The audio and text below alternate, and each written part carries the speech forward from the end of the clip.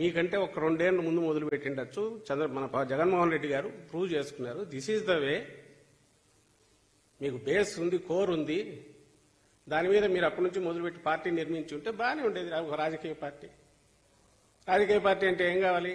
రాష్ట్రంలో ప్రతి చోట దానికి సంబంధించిన ఇన్ఛార్జీలు కావాలి, స్ట్రక్చర్ కావాలి, ఇవి పెట్టుకోవాలి. అవన్నీ పెడితే చంద్రబాబుకి ఎట్లా ఉపయోగపడతాడు? కాబట్టి చంద్రబాబు నాయుడుకి అది ఇష్టం లేదు. అందుకని ఆయన నువ్వు ఇంతవరకు ఉండమన్నాడు. ఆయన ఆగాడు.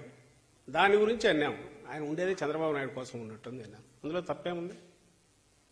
సో ఇందులో ఎవరిని అవమానించడానికల్లా మన వ్యవహార శైలిని బట్టే అవతల వాళ్ళు ఎవరైనా కామెంట్స్ చేస్తారు. మేము 4 జీరుతాం, డొక్క జీరుతామని మేమేమనట్లేదే. ఆయన మాటలను బట్టే వాటి మీద మా జరిగిన దీని గురించి రిపోర్టర్లు అడిగితే అన్న మా అంతటా మేము కూడా అనలేదు. మీరు అడిగితే చెప్పిన దానికి రిప్లై అది. దాని గురించి ఆయన రకరకాలుగా మాట్లాడుకుంటే ఆయన స్థాయి తగ్గించుకుంటున్నాడు. అంతకుమించి ఏముంది దాంట్లో?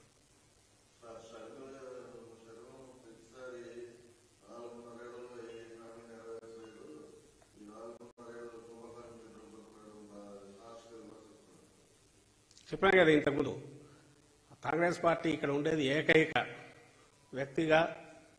అందుకు మాత్రమే ఆయన లీజుకు తీసుకున్నట్టు అనిపిస్తుంది చంద్రబాబు నాయుడు. ఒక వ్యక్తిని, ఆమెను మాత్రమే ఇచ్చి, ఆమె కూడా ఒక బాధ్యత పెట్టి ఆ బాధ్యత మాత్రమే పూర్తి చేయమన్నట్టుంది. అందులో ఏంటి? కుటుంబానికి సంబంధించి కానీ, వివేకానంద రెడ్డి గారి మర్డర్ కానీ, అది మాత్రమే అజెండా రాష్ట్రం ముందు పెట్టమని. సో ఆమెను ఆ పనికి మాత్రమే ఆయన ఉపయోగించుకుంటున్నాడు. ఆ కాంగ్రెస్ పార్టీ కూడా ఆమెను దానికే వినియోగించి అలౌ చేసినట్టుంది. అది విచిత్రంగా ఉంది. ఇక్కడ లేదు కాంగ్రెస్ పార్టీ కాబట్టి, ఖాళీగా ఉన్న బిల్డింగ్ కాబట్టి రెంట్కి టూలెట్కి ఇచ్చినట్టున్నారు. ఈయన చంద్రబాబు నాయుడు వాడుకుంటున్నాడు. ఆ అజెండా ఆమె పూర్తి చేస్తుంది. ఆ చిలక పలుకుల్లాగా ఆయన ఏం చెప్తాడో అవే మాట్లాడుతుంది. 4.5 ఏళ్ళుగా ఏం జరగట్లేదు కాబట్టి ఇది ఏం జరిగింది, ఏం జరగట్లేదని ఆమె స్టడీ చేయలే. రాత్రికి రాత్రి 12ంటికి మొదలు పెట్టారు. అంతకుముందు రోజు వరకు తెలంగాణలో ఉన్నారు. తెలంగాణలోనే నా జీవితం అక్కడే ఉంటారని ఆ రోజు అన్నారు.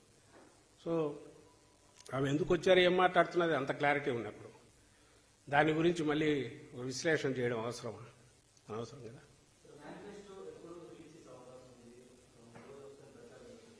వస్తుంది అనుకుంటా 2-3 డేస్లో, 2-3 డేస్, 3-4 రోజుల్లో ఉండొచ్చు.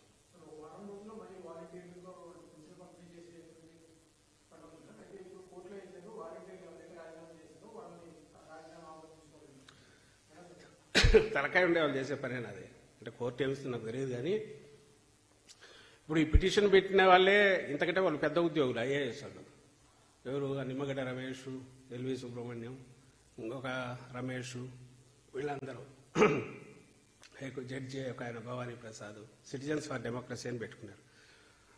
నువ్వు చీఫ్ సెక్రటరీగా చేసినోడే ఉద్యోగం అయిపోయిన మరుసటి రోజు నుంచి యూ కెన్ డూ ఎనీథింగ్. అంటే పారితోషికం మీద ఉండే వాలంటీర్, స్వచ్ఛంద వర్క్ పేరులోనే వాలంటీర్ అని.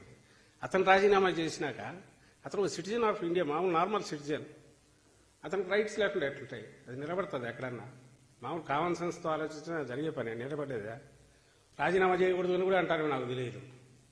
రాజీనామా చేయకూడదని వీళ్ళు అనడానికి, అది పూర్తి స్వచ్ఛందమైన వరకు పేరులోనే వాలంటీర్ అనేది. వీళ్ళు చేసేవి ఎట్లున్నాయంటే ఇదేనికో పెట్టబోయి అది మాకే తగులుతోంది అనే భయంతో రకరకాల